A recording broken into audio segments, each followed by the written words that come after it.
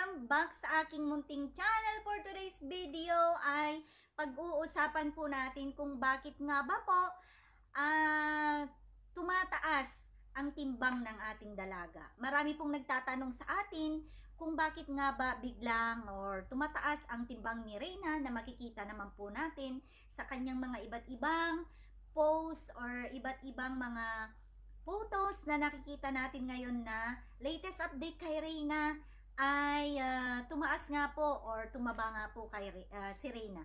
So, ano nga ba ang tunay na dahilan? Bakit nga po ba tumataas ang timbang ng ating dalaga?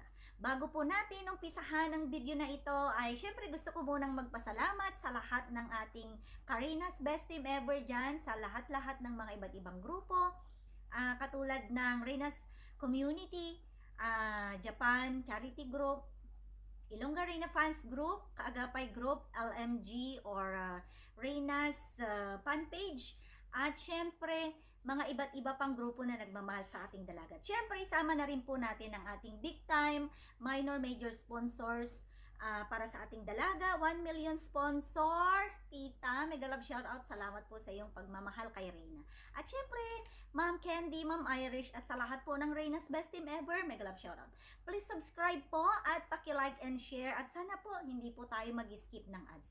So ano nga ba ang kadahilanan, bakit nga ba po ay tumataas ang timbang ng ating dalaga? Syempre, nakita po natin or napansin po ng mga netizen or mga solid supporters ni Reyna kung bakit nga ba.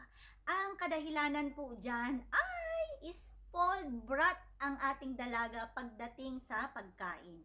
Si Reyna po ay kumbaga ay nabigla po siya sa mga pagkain na hindi po niya natitikman noon. Kaya naman po kung ano po yung request niya, although may mga pagkain na talaga namang bawal sa kanya, which is iniiwasan naman po yung mga bawal na pagkain para sa kanya. Pero ayon po kay Mama Melanie at sa ating 1 million sponsor ay si Reyna nga po daw minsan ay hindi po maiwasan or naging libangan niya po ang kumain na minsan ay binibigay na lang po sa kanya dahil nga po ay palagutom ang ating dalaga. Taliwas po sa sinasabi na dahil nga daw po sa mga, siguro may mga gamot na iniinom si Reyna. Pero sa ngayon po ay going or kumbaga ay patuloy pa po ang gamutan ni Reyna. Kaya naman patuloy nating sundan at patuloy po sana nating subaybayan ang kwento ng kanyang buhay.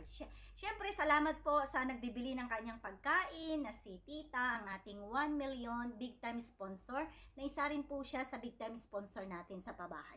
Kaya sabi natin na kahit na kumain si Reyna, basta meron po siyang kumbaga ay exercise at sana po healthy lifestyle pa rin siya.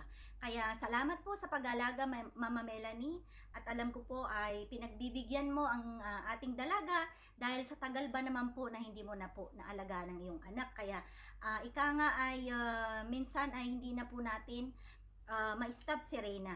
Hayaan po natin sa ngayon, pero siguro po in the future ay kailangan na po siyang mag-diet. Ayan, maraming salamat po sa inyong panonood. God bless us all. Mabuhay po tayong lahat.